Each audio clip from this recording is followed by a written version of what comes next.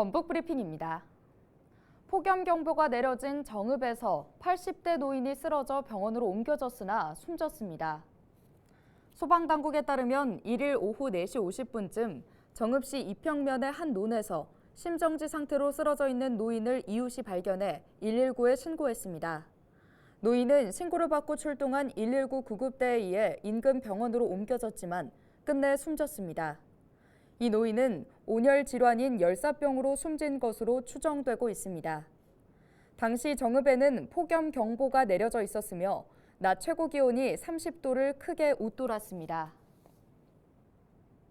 고창군과 부안군 등 원전 인근 지자체 23곳이 진행한 원자력 안전교부세 신설 촉구 100만 주민 서명운동이 목표를 초과 달성해 마감했습니다. 총 서명 인원은 134만 519명으로 고창군은 1만 7천여 명, 부안군은 1만 8천여 명이 서명운동에 참여했습니다. 전국 원전동맹은 주민 서명지를 국회 등에 전달해 방사능 유출에 대비한 주민 보호 사업과 국가가 지원하는 원자력 안전교부세 신설을 촉구할 예정입니다. 2050년이 되면 한국이 세계에서 두 번째로 늙은 국가가 될 것이다. 뉴욕타임스의 예상인데요. 고령화 정도는 생산 가능 인구 대비 65세 이상 노인의 비율로 추산했고 뉴욕타임스는 2050년 한국은 생산 가능 인구 4명당 노인 수가 3명에 달할 것으로 전망했습니다. 쉽게 말하자면 노동인구 4명이 노인 3명을 부양해야 되는 나라가 되는 셈인데요. 1위인 홍콩이 중국 자치도시라는 점을 감안하면 사실상 한국이 세계 최고의 고령화 국가가 되는 것이나 다름없습니다.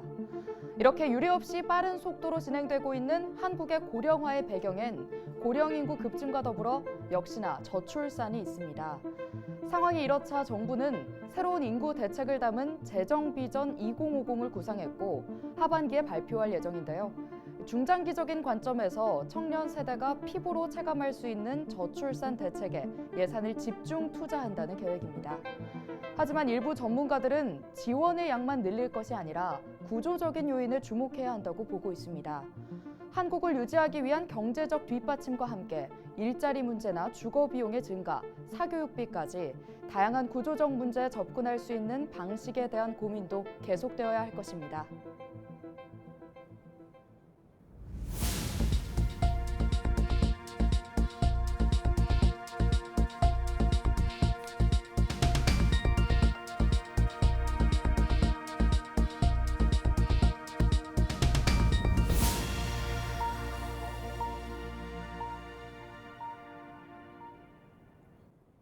친일 작가 작품 논란으로 최근 새로 그린 남원시 광안로원 춘향사당의 춘향 영정에 대해 국악인들이 교체를 요구하고 나섰습니다.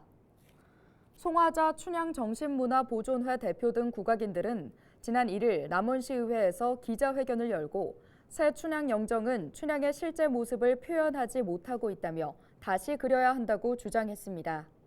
이들은 성명서에서 판소리 춘향가의 춘향은 소리꾼들이 수백 년간 노래해온 당시 16세의 인물이라며 새 영정의 춘향은 남장 여자의 40, 50대의 나이 든 모습으로 시민들의 공감을 얻지 못하고 있다고 강조했습니다. 또 소리꾼들은 춘향가의 춘향과 전혀 다른 춘향을 영정으로 모시고 춘향가를 부를 수 없다며 춘향가 속의 춘향 모습으로 다시 그려야 한다고 촉구했습니다. 순창구는 거동이 불편한 주민들에게 전동 보조기기를 지원합니다.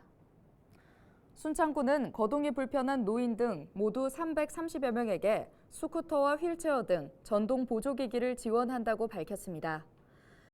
이번 교육을 통해 전동 보조기기를 지원받은 어르신들이 교통안전 규칙을 정확하게 이해하고 안전한 전동 보조기기 운행을 통해 더욱더 건강하고 행복한 노후 생활을 하시기 바랍니다.